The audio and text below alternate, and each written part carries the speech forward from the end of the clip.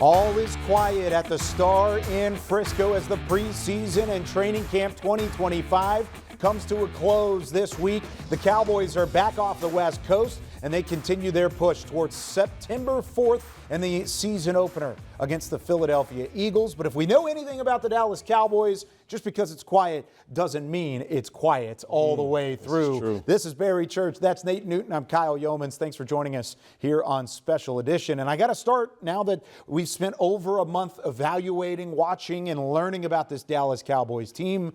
Have the expectations been met from this Cowboys team based on your expectations going into the year? For my expectations, I feel as though this Dallas Cowboys team has met those expectations. Going into the season, I knew this offense was going to have to be prolific. And from what I've seen at practice so far, the connection between Dak Prescott, CeeDee Lamb, Dak Prescott, and George Pickens has been electric. Now, I'm slightly nervous what they got in the backfield. We'll see what happens once the season gets going. But to me, so far, this offense is electric, and I feel as though they're going to be the catalyst for this team. We'll see what comes, but for me, they definitely met the expectations so far. Well, Barry, my expectations were very low.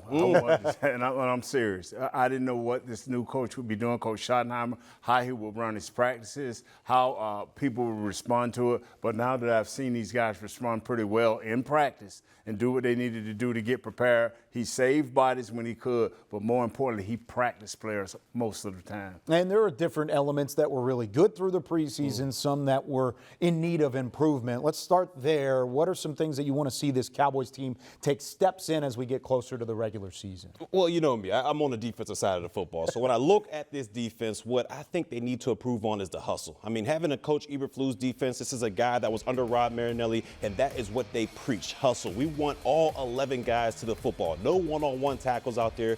When the frame stops and the ball carriers to the ground, you need 11 hats in there. And that's not what I've seen so far through these first two preseason games out there, but we need to see these guys hustling to the football, all 11 stars on the ball carrier. That's how this defense is successful. We'll see how this defense continues. Intensity. I need to see this. I see it in practice. We saw it, Cal, all during the summer training camp. We've seen the intensity in practice. We need for our second team guys and rotation of guys to pick up that intensity and take it into the preseason so you can roll into the regular season. And Philadelphia going to be a beast. Intensity. Yeah, they're going to have that intensity, and it's going to be a big challenge for this team. Who have you liked through the preseason and through training camp so far? Who's stepped up in a big way? We'll start with you, Nick. Clark. Damone Clark, he's been outstanding. He's been making things happen, man. And what about Damone Clark have you liked the most and what he's shown in these preseason As you games? see right here, his movement to the ball. You see that guy, he steps out, he cuts out at the edge, and he makes a great open field tackle right there. And right here he's in the middle playing linebacker for Kenneth Murray at this point. He read that, came up, field, made a great tackle. Hey, you can wrap up a little tighter. Yeah, right here, you're in the red zone. He's making his read right through the center. He's getting everybody lined up. And see how he comes downhill, uses his hand, fights off the guard, boom, tackle, baby. That's what we're looking for. And right here, we got another one. Oh, that's sweet right there. He slides across the formation.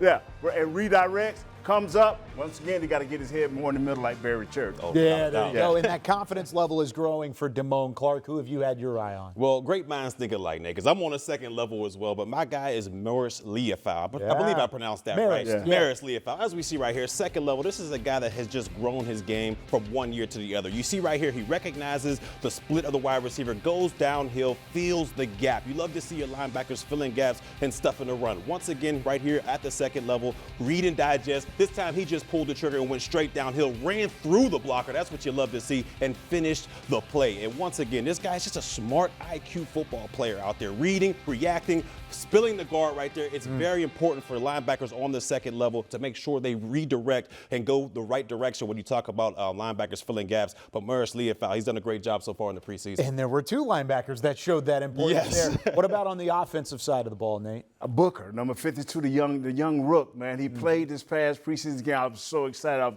Thank God, Coach, you let him play. I love this. I love what I see the offensive line doing. Right here, you see this cat, man. He's down that classic three-point stance. He pops up, He runs the game right there. Tackle got a little bit quicker closing down, but he handed the guy off right, and he popped out and got his guy. And this right is against a really good defensive Yes, tackle sir. unit in the Baltimore Ravens. Right here, look how he sit down. Hi, sit down, son. And he just blocks him out like that. He sat out or he squared up. And, boy, I'm loving this right here. Look like I old this. 61 Yeah, out there. yeah, I like this new technology, baby. Yeah, It's good. Yeah, look right here. Now, finish. There you go, finish. There you go. Next time, take him to the ground. You know what I'm saying? You got to finish the tackle. You got to pancake at that point. Offense, real quick here, baby. No, for me, I'm going for the Club 42 member. I'm going with Deuce Vaughn right here, who's definitely made leaps and bounds from his first year as a running back. Right here, as we see, there was a question about his pass blocking abilities. And as you see right here, the Red Sea parts, he goes up there, doesn't chop the guy. He hits him right in the chin and gives Milton the time to go to his security blanket. That's what you love to see here. And not only is he a great pass blocker, but as you see right here, he has the speed as well. Takes the handoffs, bursts outside. You love to see the speed to capture the edge and lowers the shoulder. This is a small individual, but he can definitely dish out the punishment. And right here, everybody sees him as a gadget guy. So when you see him out there on the football field defensively, you're thinking he's got to get the football. Everybody's eyes go straight to him. And that leads all the rest of these guys one-on-one opportunities. As you see right here on the backside, the wide receiver has a one-on-one opportunity because of the attention that Deuce Vaughn has the defense focusing on him right there. So to me, this guy is taking leaps and bounds in his game, and hopefully we'll see some of that during the regular season. Yeah, roster cutdowns coming up on Tuesday. It's going to be tight for Deuce Vaughn to make that running back room, but he has shown improvement, and that's the biggest thing in his career moving forward. When we come back, what is your level of concern moving into the regular season? We'll address some of those areas when we come back. Special edition, presented by AT&T, is brought to you by your North Texas Ford dealers. Ford is the best in Texas. Reliant, official energy provider of the Dallas Cowboys. Blockchain.com. Invest like your icons with Blockchain.com. And by AT&T. Connecting changes everything.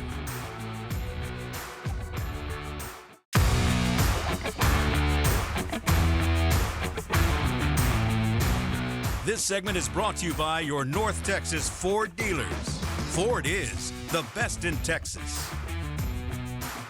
Welcome back into Special Edition here at the Star in Frisco alongside Barry Church and Nate Newton. I'm Kyle Youmans. Let's play a little game here, gentlemen. I want to go 1 through 10. What is your level of concern about a certain topic on this Cowboys team, organization, franchise? And we'll start here with the team's health. What is your team health concern, Barry? We'll start with you. Well, for me, I'm at a level 8 right now on concern when you talk about teams. That's health. really Now, concerned. I understand that the big dogs are all doing their thing. You know, Dak Prescott, the CeeDee Lambs, Pickens, Parsons when he does return, they're all good. But one injury, the depth for this team we've already seen in this preseason is lacking. So one injury away from catastrophic things happening for this team. So to me, the level of concern is at an 8 for this team health-wise, and just hopefully praying that they all remain healthy throughout the season. Mine is 7. I'm a little bit, I'm with you, Barry, because we won with Diggs. He's out. I mean, we don't know what Bland position he's going to play. Bland, so about a 7. Yeah, and that cornerback room is really banged up at the moment. It's going to take some time to get those guys back. Let's go to the offensive line. What's your level of concern up front, Nate? I'll say about a 5. I need to see him play. Yeah. You know, I'm sitting right in the middle. I need to see who's going to be the swing tackle, how far Guyton is really out from returning. Can Nate Thomas do what he need to do? I see the soul snatcher there. Booker is starting to make progress, so it's a 5. The soul snatcher. Oh, I like that. Yeah. I'm definitely going to agree with you, Nate. I mean, you're the know-all when it comes to the offensive line, so I'm at a 5 as well. The only thing that's really concerning to me is that left tackle position. You know, we're going to have a young guy in there filling the blind side for Dak Prescott. And Philly, that first week of the regular season, they are loaded on that defensive line, but more on the interior side. So for me, I'm at a 5. Hopefully that left tackle position can come to play. And before I ask you the next question, I want to take a look at the first 9 games of the regular season. You mentioned that game against Philadelphia. It doesn't necessarily get easier down the line. A team like Green Bay at home that has owned you at AT&T Stadium throughout their last couple of meetings. Washington on the schedule, Denver on the schedule, and let's not even talk about the back half of this campaign quite yet. What's your level of concern for the first half of the schedule before the bye? I'm going at least 7. At least 7. I mean, right now, when you look at that first schedule, there's maybe 2 gimmies on there. Other than that, you got teams that are loaded on the defensive line, loaded when you talk about the skill positions. And right now, offensively for the Dallas Cowboys, that offensive line is pretty much the only thing that has me kind of worried going into those games. But overall, I'm at a 7 when it comes to concern about those first 9 games. It's 9 for me because the NFL did not do us any favors. Either it's an NFC East game, NFC conference game or division game. We don't need that this early. We need to play a team of lesser caliber going in. And I'm not knocking the NFL, but there's some teams out there we could have played. You didn't do us any favors. Did not do any favors. And in order to win a couple of those games, they need the run defense to step up big. Yeah. Nate, what's your level of concern? Last one here. Run defense, until they show me, we'll stay at a 10. I'm with you on that. Stay at a 10. I'm with you on that. And until I see otherwise, until I see all those starters out there doing what they have to do to stop the run, I'm at a 10 because that's what has caused this defense, to go into shambles these past couple seasons. People have been able to run directly down the throat. Until I see them be able to stop that, I'm at a level 10. I feel like we're all sitting here like the NBA dunk contest at the table watching, and everybody's holding up a 10 when it comes to the concern of the run defense. When we come back, this guy knew how to stop the run a little bit. Darren Woodson receives an award on Cowboys Night. This segment was brought to you by your North Texas Ford dealers. Ford is the best in Texas.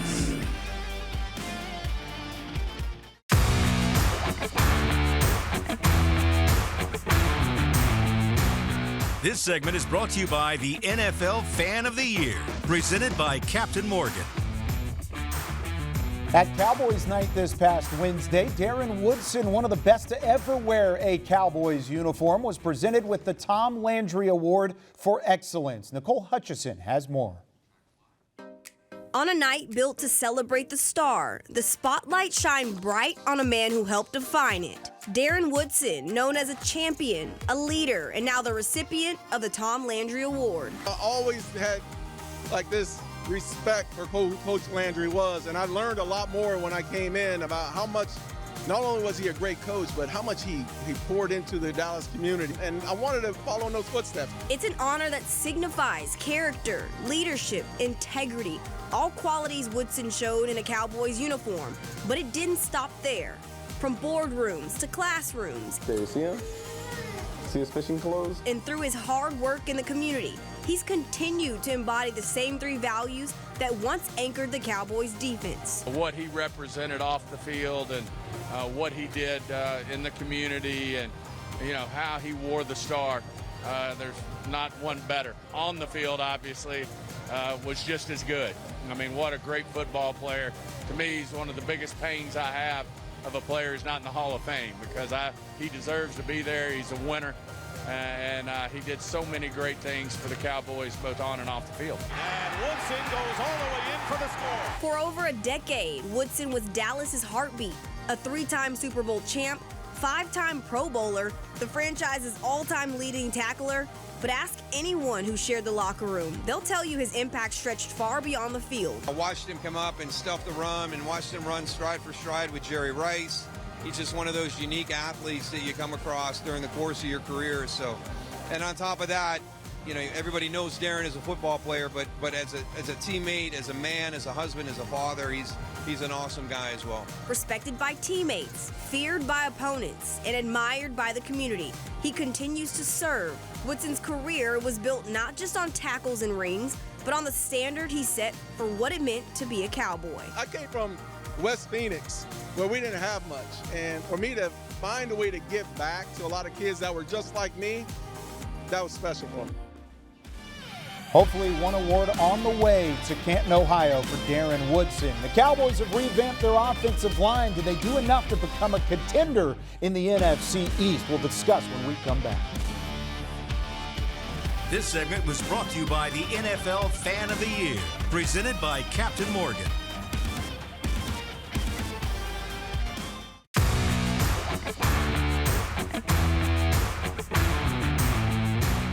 This segment is brought to you by Salvation Army, doing the most good. Cowboys Nation, be sure to head to the Miller Lighthouse at AT&T Stadium for a free watch party presented by 7-Eleven. Watch the Cowboys kick off that 25 season against the Eagles on Thursday, September 4th. Doors open at 6 p.m., kickoff at 7:20. Plenty of fun games for all ages out there at the Miller Lighthouse. Week 1 of the NFL season is closing in. Back here on Special Edition, gentlemen, we got to hit some of these NFC East teams that the Cowboys will be looking at, including that team like the Philadelphia Eagles. My goodness, they look like they are legitimate. What has you worried about the division as a whole? I got to say the defensive lines. I mean, when you talk about all three of the opponents for the Dallas Cowboys within the division, they all have the ability to rush the passer. We're talking about interior, exterior guys coming off the edge. We already know what Philadelphia has to offer. We've seen what they were able to do last year. But New York revamped their defensive line. Washington got some pieces out there that can get after the quarterback. And it's not just a starting 4 defensive linemen. They got depth pieces where they can rotate these NASCAR-type guys coming off of the edge of the quarterback. So for me, the defensive lines for these teams is something to be worried about. New York, we got number 97, Dexter Lawrence II. For Philadelphia, we got Jordan Davis and Jalen Carter, 2 inside guys. We got for Washington, Deron Payne. What I'm trying to tell you, the middle of our offensive line has to be on point and ready to go because these guys are interior players and they allow these outside ends to eat during the game. Well, and don't forget about the Giants as a whole. I mean, this is a team that's tired of being the doormat of the NFC East. Oh, yeah. The Giants are a good team. They got Burns. They got the young guy, Abdul Carter. Yeah, he's a rookie. You saying he's a young Parsons in the making, number 11 for Penn State? Hey, bro, look out. New York is coming defensively. Yeah, that's going to be a team to keep an eye on going into the 2025 season. When we come back on Special Edition, you should get your eyes on Netflix if you haven't already. America's Team, the Gambler and his Cowboys, is out. We give our review when we come back. Go Cowboys! This segment was brought to you by Salvation Army, doing the most good. Closed captioning is brought to you by the Texas Lottery. Dallas Cowboys scratch tickets from the Texas Lottery are here. Play today. And to watch more Dallas Cowboys content on your connected TV, download the Cowboys Now app on Amazon Fire, Roku, and Apple TV.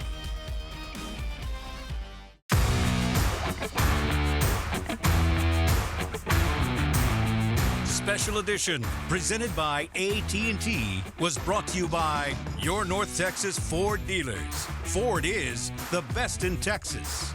Miller Lite, the only beer of the Dallas Cowboys. And by AT&T, connecting changes everything. Favorite Cowboys memory? Probably winning the very first Super Bowl. You know, it's hard to not say that it was like standing on the field, winning our first Super Bowl at the Rose Bowl, Michael Jackson performing, Garth Brooks singing the national anthem. I don't actually think it will ever get better than that. It has to be this right here, Super Bowl Sunday, Super Bowl 27. It was off the field. The camaraderie that we had playing dominoes, but I think my fondest memory is winning Super Bowls. Of course, the Super Bowls are a fun memory from America's Team, and it's been re-highlighted in the new Netflix documentary, America's Team, The Gambler and His Cowboys. You can check it out right now with a Netflix subscription. Back with Barry Church and Nate Newton, I'm Kyle Youmans. Nate played a huge part in the documentary. He was all over it, and that was my favorite moment of the Netflix doc. What were some of your favorites, Nate? Man, just, you know what? Being a part of it. Yeah, you lived it. They called me, they came to me, picked me up in the limo, and kept me hostage for 4 or 5 hours. Not knowing that, I thought I would just only get a snippet, and people tell me I'm in there a whole lot. Yeah. So now I'm forced to watch the documentary. Got to force to watch it again. There we go. I love that. They picked you up in a limo. Oh, yeah. Did you have to? Went to this little safe house in South Dallas, man. I'm serious. I'm like, wow, is this The Witness? The movie? It was an incredible set. I know you've watched some parts of it as well. I mean, what were some of your takeaways? My favorite thing about it was how intense Coach Johnson was. I mean, it didn't matter who you were, from Troy Aikman to the 53rd guy on the roster. I mean, he would chew anybody out, and I guess that's what it took for these guys to win and kind of lock in. But his intensity was just something that you just marveled at. And I wanted to ask you, Nate, when you were under Johnson out there, was it that intense for those 2 days during practice out there? For the first 2 years, yes. Until you fell into rhythm of what he needed for you to do as a practicer. Yes, especially for a guy that was always overweight. It was boot camp for you. I mean, trying to get back in shape and get it all worked out. The whole documentary is fantastic. Yes. Kudos to the Cowboys. Kudos to Netflix for getting it done. It really was a great watch. I encourage you to go watch it on Netflix today. All right, that does it for us here on Special Edition. We've got more to come next week as we get ready for the first matchup of the 2025 season. September 4th is coming up very, very quick. We'll see you next week with more SE from the Star in Frisco.